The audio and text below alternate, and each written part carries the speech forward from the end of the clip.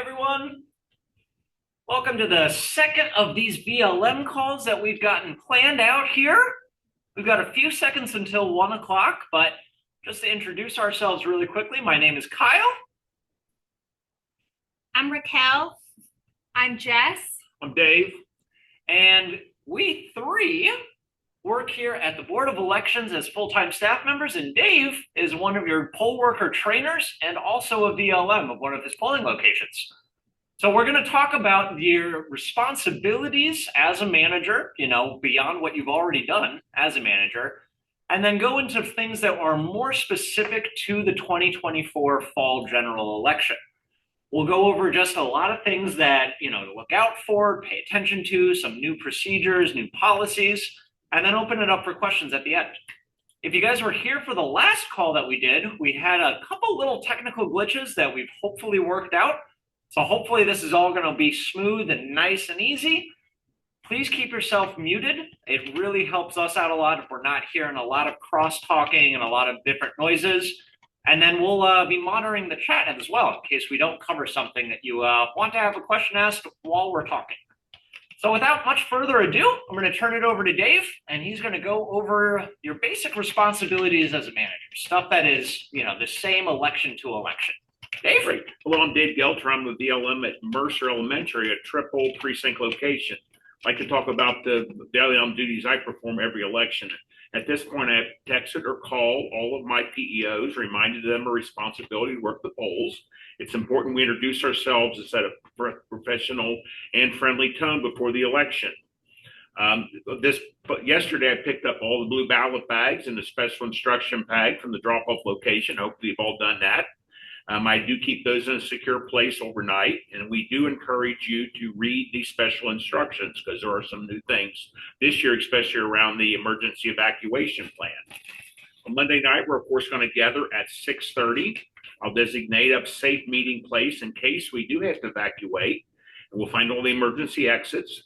We'll give everyone a job assignment because there are cards in there assigning specific jobs, as we did discuss in class. I will make sure to turn on the router and all the polling books. We need help at all. We will call the help desk, but I do arrive at the location with a setup plan that is job duties assigned to the folks that are there to get set up as efficiently as we can. Then on Tuesday morning, of course, we are going to be back there at 5:30. We're going to start a schedule for rotating people throughout the day once we get started at 6:30. We may have extra PEOs this year. That's okay. It will help us with breaks and such, and also with curbside voting, which we'll talk about a little later. I do remember to keep the emergency evacuation plan by the VAT all day in case we do have problems with that. Remember, anybody in line at 7:30 can vote. Anyone walks up after 7:30 will be told they cannot. So it's important you put somebody over there by the door so we can cut that line off at 7:30. But everyone in line at 7:30 must vote. Of course, we're going to get everything packed up. We do want to bring back red, white, blue, and blue, and blue, as we talked before. And we must get in that car with the VLD to go back to the drop-off location. Hopefully you can be there by 9 o'clock. If there's any issues at all, you need to call the help desk because it's very important we get the correct equipment out there. Just remember your job as a VLM is very important. We want you to be a leader. PEOs do want leadership. They want to feel confident and prepared and you may be able to answer their questions before they call the help desk. But don't be afraid to escalate your questions. And we do thank you all for this hard work you put out as a VLM. All right. So we've got, those are basic responsibilities at VLMs. That's what we ask of our managers every election. Dang it. Sorry about that. That's what we ask of our managers every election. We're going to talk about some things that are a little bit more specific to just this election. Dave mentioned the whole evacuation plan. We covered that during your training, but just to quickly review a couple of points from there that are really important. Your special instructions bag that you guys picked up yesterday with your blue ballot bag, please open this guy up and take a look through here. This contains your emergency action cards. These are the cards that you are passing out to your PEOs at the Monday night meeting to assign them their piece of election equipment to evacuate with if it is safe to do so. We also mentioned you want to find those locations to have like kind of a gathering point if there was to be an evacuation, all the emergency exits, and all of that. You also are going to have your red emergency bag inside of your caddies in case there is an evacuation. Keep this by the VAT e-poll book all day long, just in case. This contains everything that you'll need for people to cast their ballots if they need to evacuate in the midst of voting. So there are clipboards in here. There are unscanned envelopes for them to fold up and put their ballot into. There are stickers for them. You know, even if we evacuate a polling location, the voters are going to ask for, I want my I voted sticker. We've got stickers in here. So keep this by the VAT e-poll book just in case of that evacuation. And remember to pass out those emergency action cards from your special instructions bag on Monday night. The special instructions bag also includes a really nice little fact sheet about observers. There was a lot of questions that we had about observers during our training classes, and we do anticipate observers at many polling locations throughout Hamilton County. Raquel, our lovely administrator here, put together this fact sheet and put it in your special instructions bag as well. This has really black and white language about what observers are allowed to do and are not allowed to do. Refer to this if you have any questions. I would recommend reading that tonight, familiarizing yourself with that. For instance, we've got observers may use communication devices and or audio video devices in and about the polling location subject to the following conditions. The devices must be set so as to produce no noise. The devices may not be used to take photographs, videos, or record or transcribe any conversations inside the polling location. So take a look at this. This is a really good resource to tell you about those observers, what they can and cannot do. Just remember a couple quick things with that. They are not representatives of the board. Observers are appointed by either political parties or groups of candidates or ballot issues. They are appointed by those groups to observe the election. They will present to you, the manager, their certificate of appointment. You will take a look at that certificate of appointment and you'll hand it back to the observer. They might be going to multiple locations throughout the day. They will need that certificate with them. However, once they show you their certificate of appointment, you'll be pulling out the forms binder from the supply box and having them sign the oath of observers. That is about 3/4 of the way through the forms binder. Forms binder has a white cover and once again is found in the supply box. They'll sign that oath page and then they are sworn in as observers and they have to follow the rules. If observers are combative, please call the help desk. And once again, they cannot take audio visual recordings, much less of people's ballots either. They cannot violate voters' privacy. They cannot take pictures of ballots or people filling out their ballots, anything like that. Again, if there are any questions about observers, call the help desk. You can talk to us on Monday night, Tuesday morning, really whenever. We'll be in there taking calls. We're going to talk a little bit about curbside voting now, because the procedure for this has been altered slightly or perhaps enhanced slightly. Curbside voting is for voters that are physically unable to enter the polling location. And we're going to go over a few more details with Dave here. Okay, what the take outside, this is fairly new to us, taking this outside, but we've done something similar before when it came to curbside voting, if everybody remembers a couple years ago.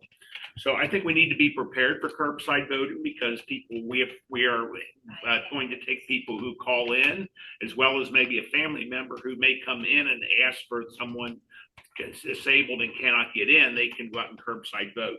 So we need to be prepared because we're going to have to I'm going to actually assign 2 people to be on top for that role. Of course, we got to use an R to D vote to do that. So have them be prepared. We're going to have to take out an e-polling book, which means we're going to have to grab one that's not too busy. We're going to make sure I have 3 precincts there at Mercer Elementary. So I'm going to take 3 ballots out. I'm going to take 3 envelopes out because these are going to be unscanned envelopes. We're going to take a clipboard out and a pen so the voter can vote in their car in privacy, giving them the envelope. But remember, we do need to take all the supplies out there because we don't want to run inside. If the voter would happen to become a provisional voter, we're going to have to deal with that. They're going to have to take their time because, of course, we're going to have to back in and get the bat. At that point, we're hoping that these folks don't end up being that way. But we do want to be prepared by taking everything out the first time we can, like 3 sets of ballots, as I said, 3 envelopes, and a polling book and a clipboard and a pen, and 2 people of the opposite party. Then they're going to carry the ballot in together and put it in the blue unscanned envelope bag for that person. But we always want to have 2 people handling that together so no one looks over and says someone is doing that alone. So if you have any questions about that, we'll make sure to answer them. Yeah. Big thing here is remembering bipartisan representation and the materials that you will need to successfully cast that person's ballot if they're voting curbside. There's going to be a new sign that you're going to have as well that we're going to ask you to post on one of your handicap accessible parking spots. Dave's holding it up right now.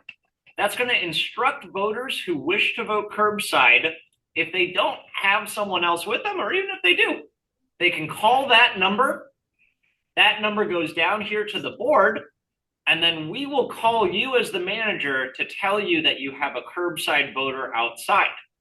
The reason that we made this little enhancement to the procedure is that some voters that are curbside do not have anyone that they can bring with them to the polling location. They don't have a representative that can stand in line with them. So this allows them to still vote independently and still vote curbside. All right, so a couple points about the campaign neutral zone. Always comes up, right? It's 100 feet from the entrance of the polling location, as is reasonable, right? If 100 feet from the entrance puts those campaigners into the middle of the street, we're going to want to move that zone in just a little bit. There is no campaigning inside the campaign neutral zone. That includes placards, that includes slates of electors, that includes hats and t-shirts and signs.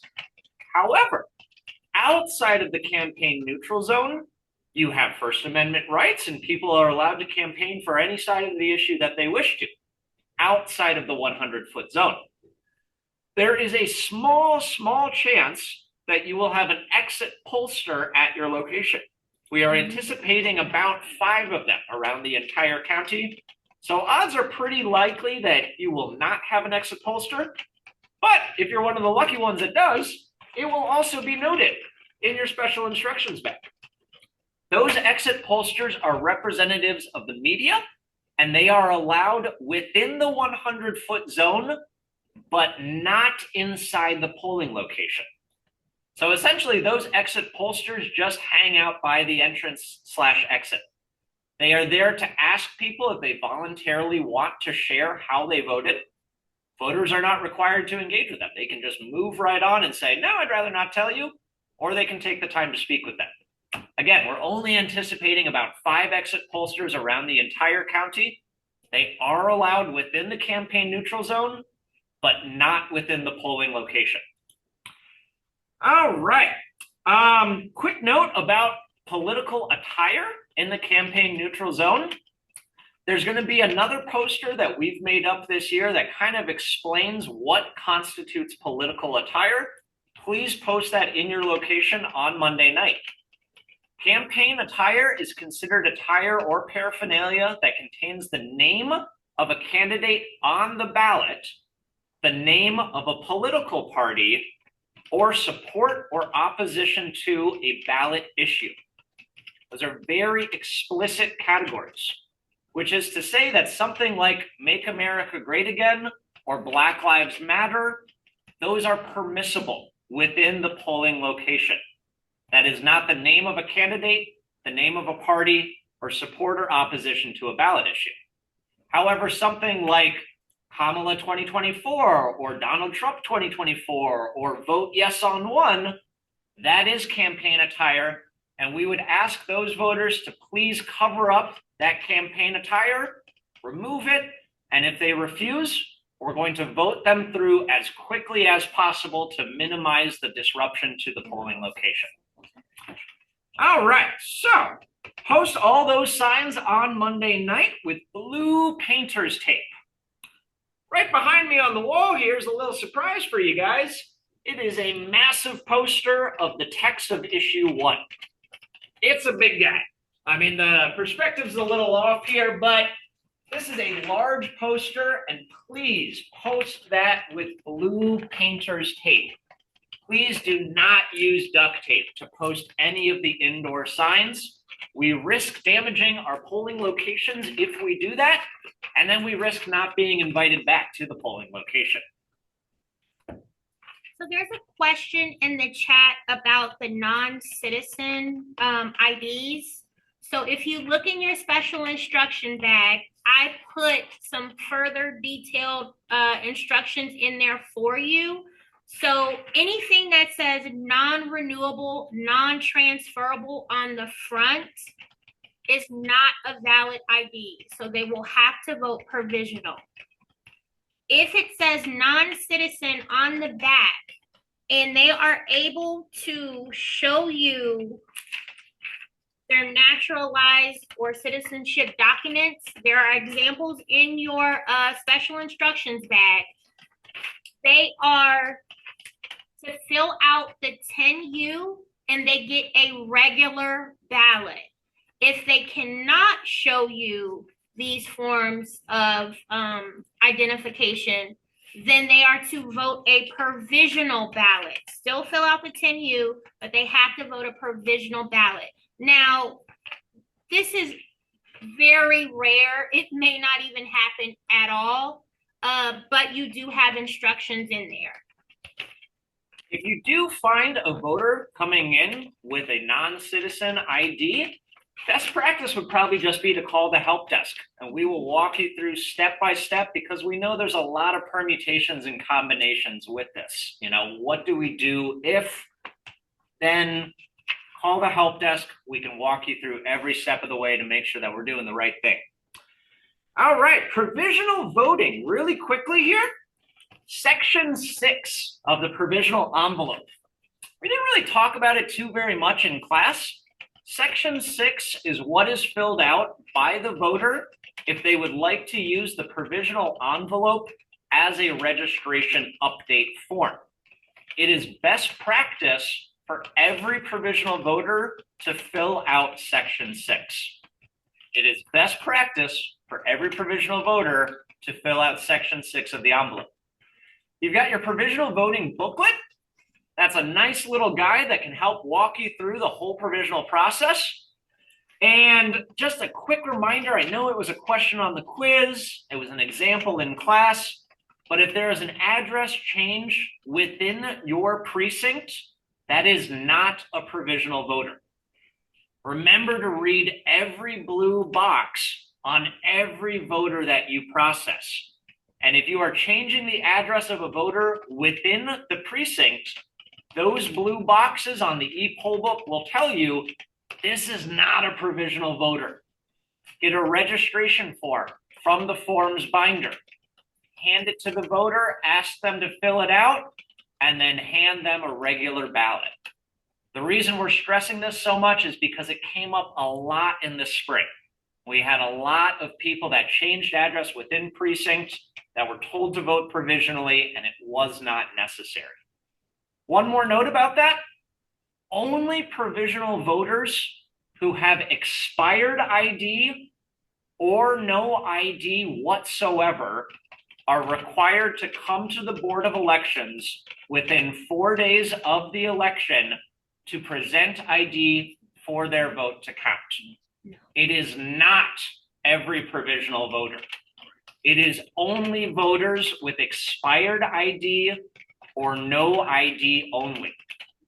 They have to come to the board within 4 days of the election, Wednesday, Thursday, Friday, Saturday, up until 5 p.m. to present that ID to us.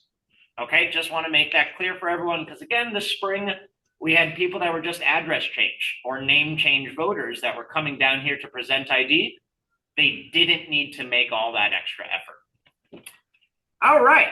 We had a couple questions that I saw in the chat about the notes as well. All these things that we're talking about, These should be notes in those new categorized notes pages. All your provisionals, all your voids, anything that happens out of the ordinary, it makes our ballot accounting here a lot easier when you guys give us those details. We are basically performing our own ballot accounting and audit and everything after the election. And it's a lot easier for us to figure out what you guys were doing on election day if you tell us in those notes pages. Okay? So really, that's kind of what we got for stuff that is unique to this election. I think Raquel's got one more point that she wants to hit on, and then we'll kind of open it up for questions. I want to hit home on, as poll workers, we do not discuss our own personal politics at the polls. We are there to be nonpartisan, and we're there to serve the voters. No politics whatsoever. Remember your de-escalation. If someone comes in, they're disgruntled or they're upset about something, always keep a smile on your face, get them voted and get them out. We want to make sure everyone has an opportunity to vote and they don't feel like we're trying to disenfranchise them. So remember customer service, do not talk politics, de-escalation. And if you do have that disgruntled person, get them in and get them out. Absolutely. This is one day, and I think we are probably all pretty tired of politics at this point. So we're going to keep politics out of the discussion. We're going to keep politics out of the polling location. This is about the 600,000 registered voters of Hamilton County and making sure they have the most positive experience possible. All right? So at this point, we're going to kind of turn it over to a little bit of question and answer. There's been a lot of questions that have been popping up in the chat. If you want to do that, that works out for us. Or if you would like to raise your hand virtually with Zoom, you can do that as well, and then we will unmute you and you can ask your question out. All right, Betty Young is asking for going over political attire again. The name of a candidate, the name of a political party, or support or opposition to a ballot issue that is on the ballot right now. The name of a candidate, the name of a party, support or opposition to a ballot issue on this ballot. I know we all know what certain things mean and what they're associated with. This is keeping our personal feelings out of it. MAGA hats are allowed in the polling location. Black Lives Matter hats are allowed in the polling location. The only thing that you should be addressing for them to either cover or, take off, if it says Trump, Harris, Connie Pillage, Alicia Reese, Dave Heimbach, if you see those names that are actually on the ballot, then you address those things. Anything else is allowed in the polling location. Patty's got a question. Are these items that are perceived as partisan allowed to be worn by observers too? No.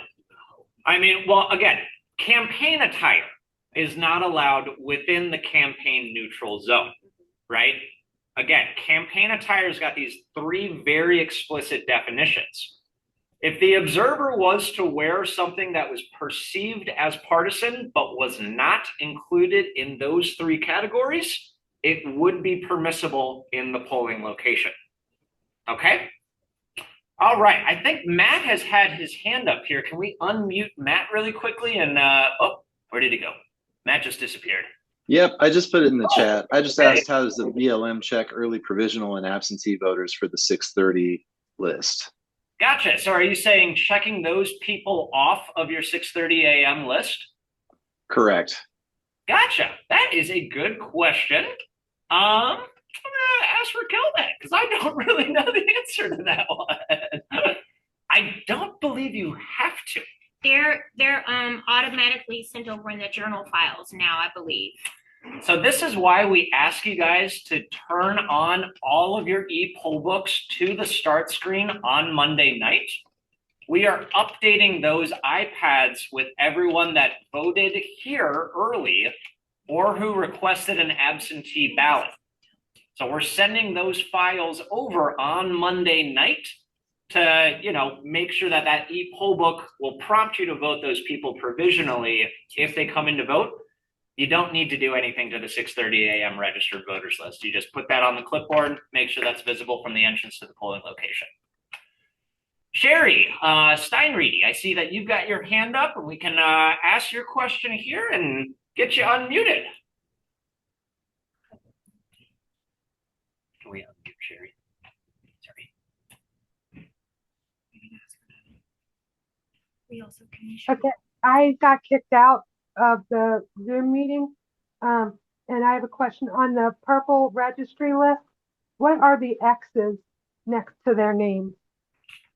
That's a Krista question. That's a good question, and maybe one that we need to ask Krista Criddle about. We've got a copy right here in front of us, and we're seeing that as well.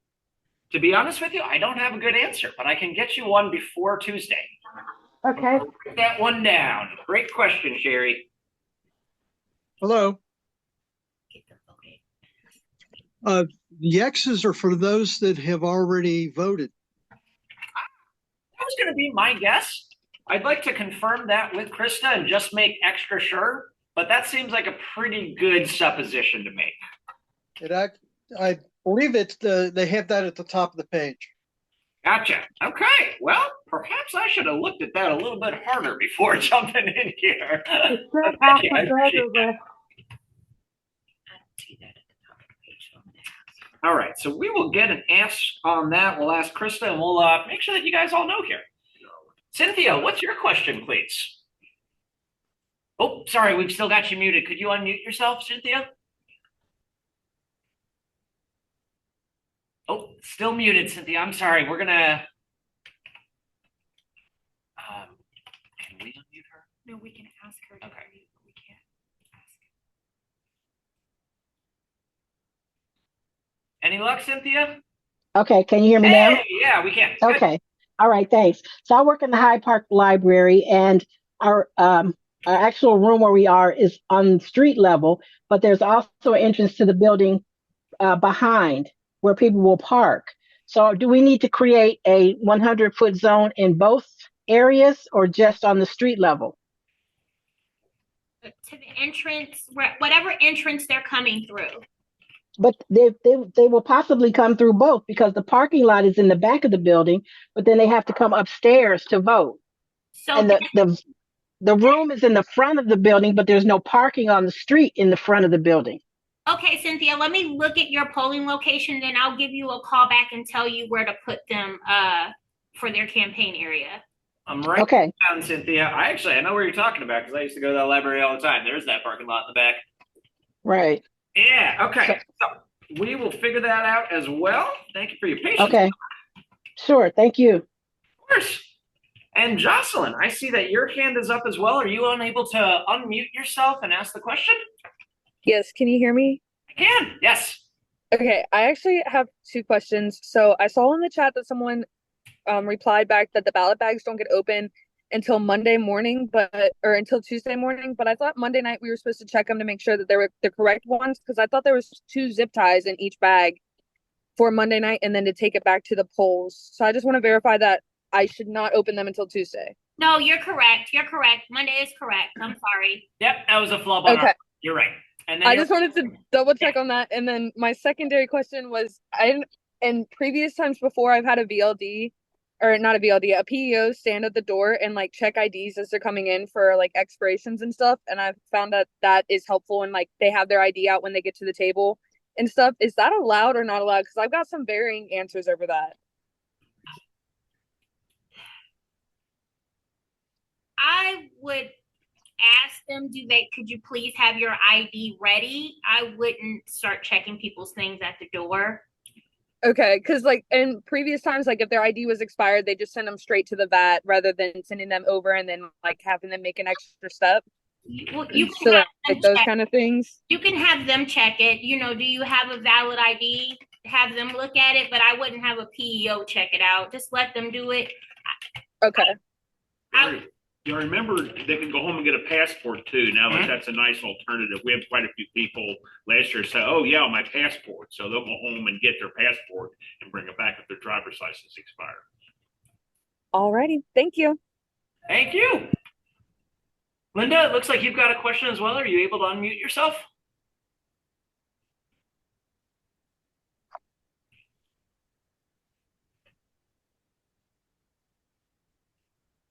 Okay, there we go. I have two questions actually. One is regarding the evacuation plan. We're in a standalone building, so our only evacuation plan would be to go outside.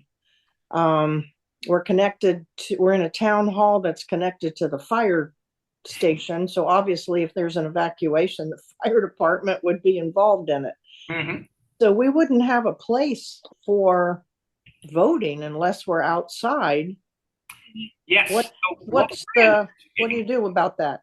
Yeah, absolutely. So probably everyone is going to be in your same boat, Linda, that if they evacuate outside, to a safe location away from wherever that, evacuate or the emergency is, you're going to have this red bag in your caddy. And this is going to allow people to cast their ballot, even if they're just standing on a grassy piece of land. Okay. They're going to have a clipboard in it so that they can keep filling out their ballot. It's going to have unscanned envelopes so that they can put their ballot and seal that envelope when they're done voting.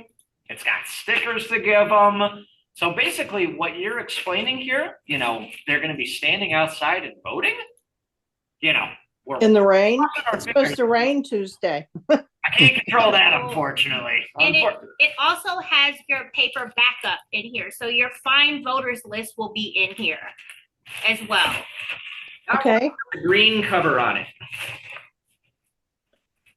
So yeah, if you're outside of your polling location and you've got your red emergency bag, voters will still be able to cast their ballots that they evacuated with.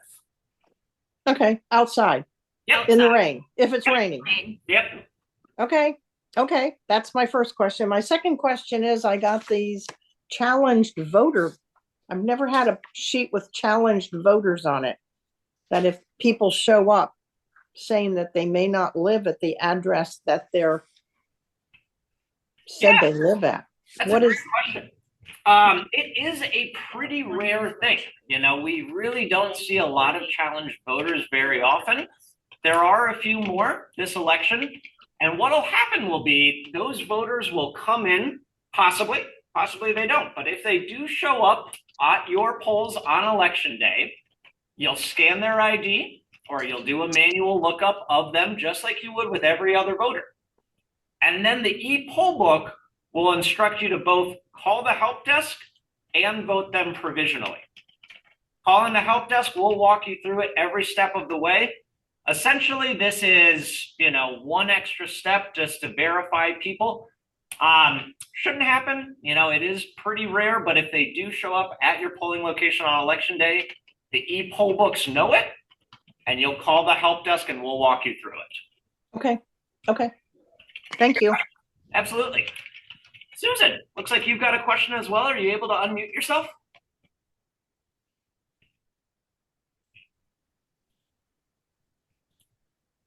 I think I'm unmuted now. You are. Yes.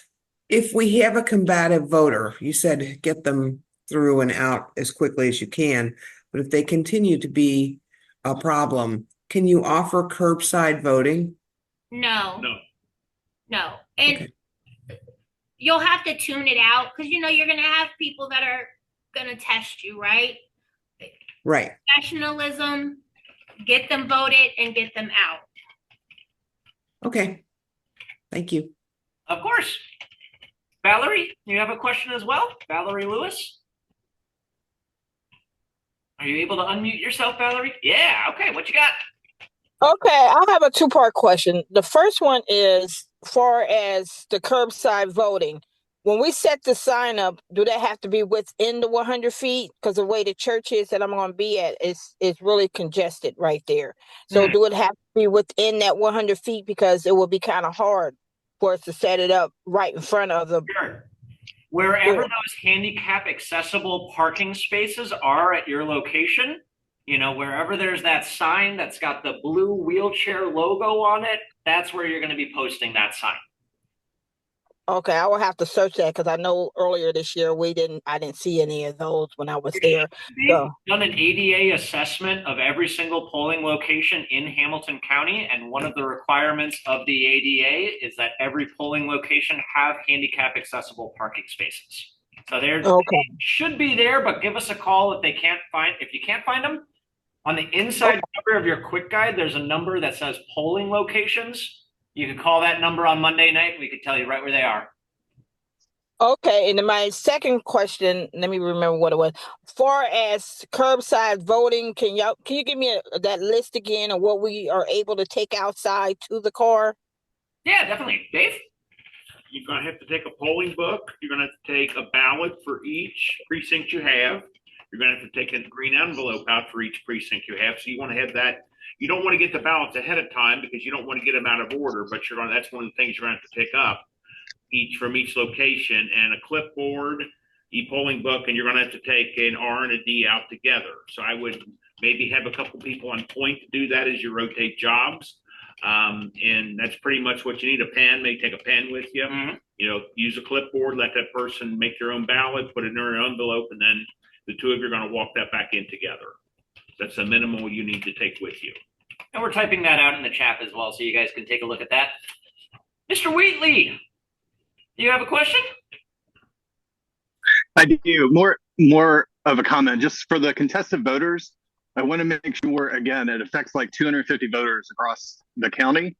And my understanding was there was going to be instructions in our special instructions, which there aren't. I just want to make sure the advice is consistent, because in the chat, there was somebody said they're going to vote provisionally, which I don't think is correct.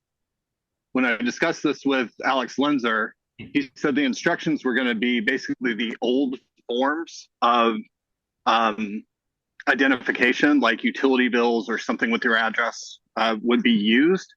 And if the voter presented that, which they're not going to have it on them the first time, then they'll be allowed to vote a regular ballot. And only if they can't present some other identification showing they live within the county, will they vote provisionally. And I have a question out to him about whether they're able to use electronic information. Since this process is made up this year, if they're able to use electronic address confirmation that they can pull up on their phone. And he was checking on that. Yeah. And they should be filling out the 10U, the challenge voter form, in your forms binder.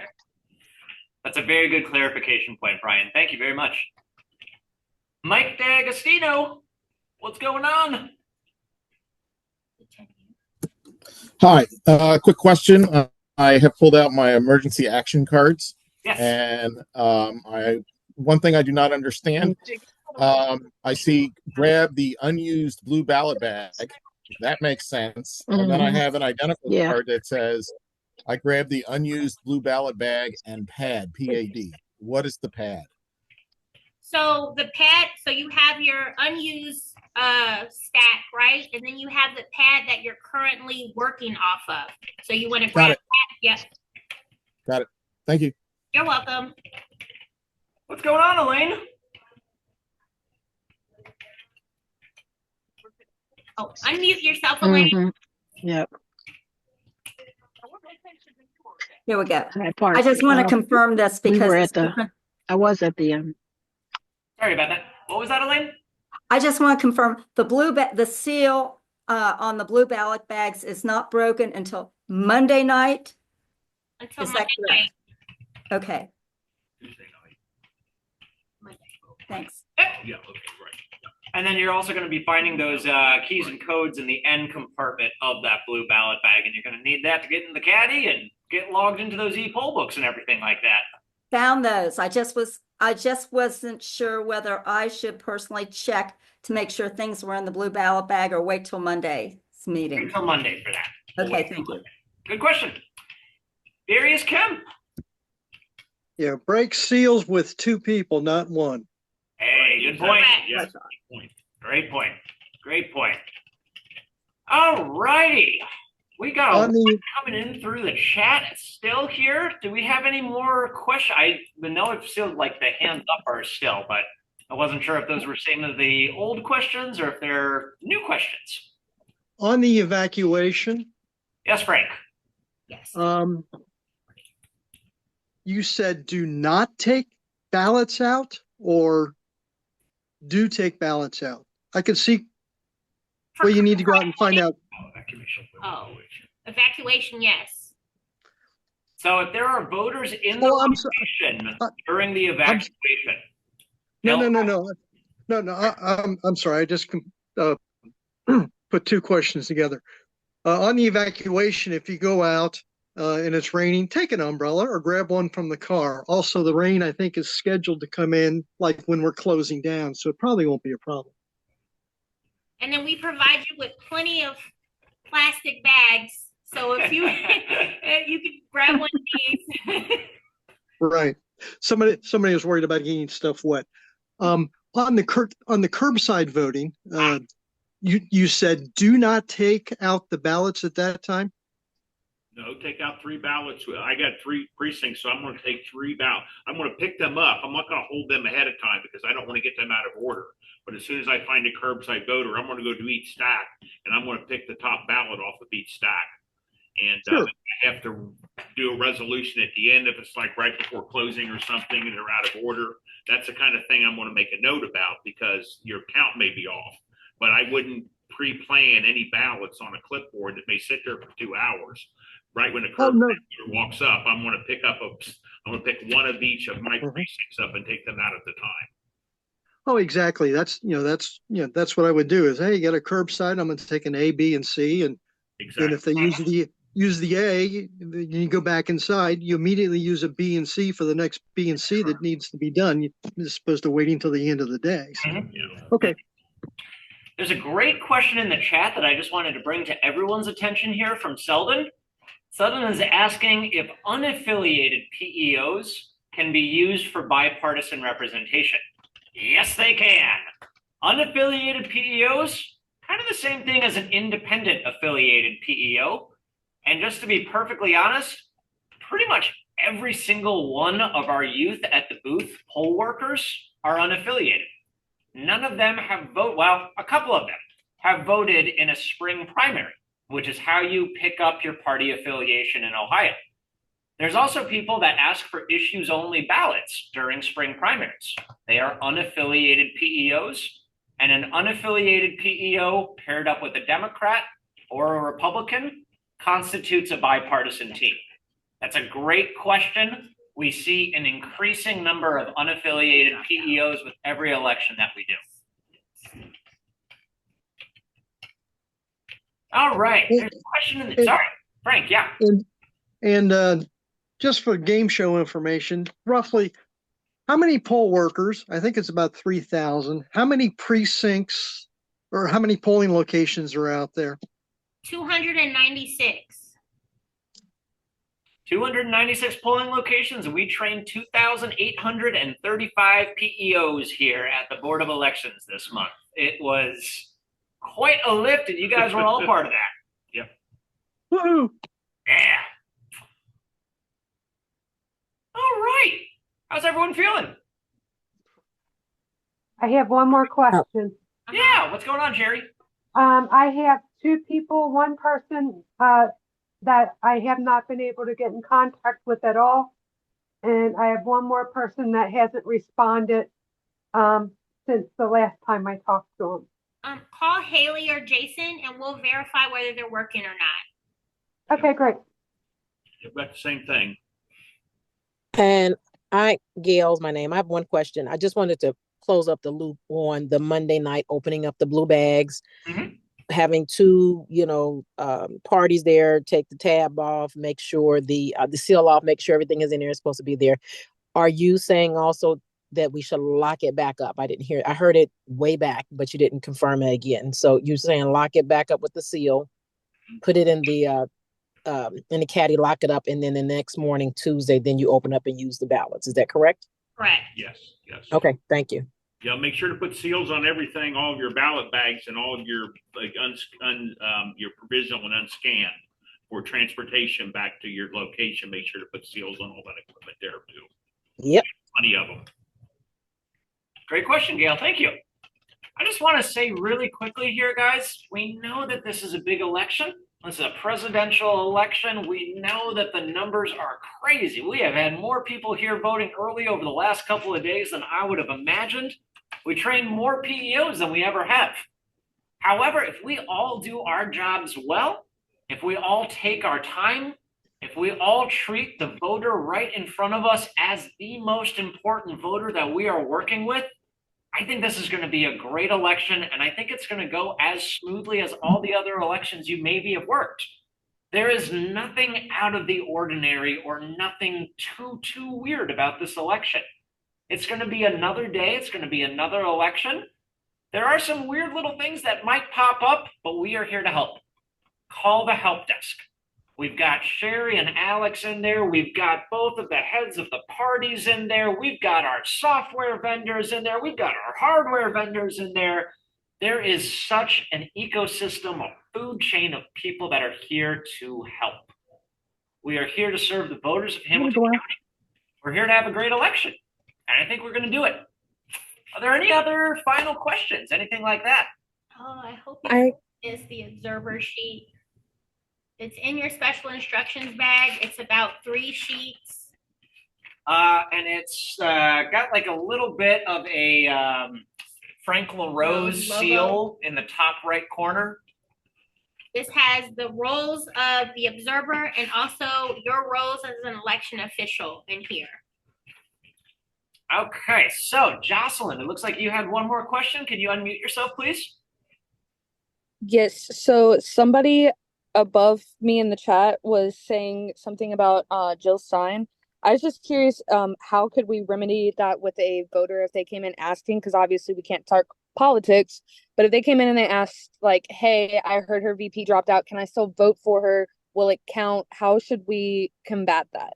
There should be signs that you post in your voting booths, and that will answer their question for them. Okay, perfect. That's all. Thank you. Yeah, Elizabeth, you said in the chat that you have a question. Would you like to ask that in the chat, or would you like to ask that out loud? I can ask that out loud. All right, what's going on? Okay, so my job pays for me to work the poll.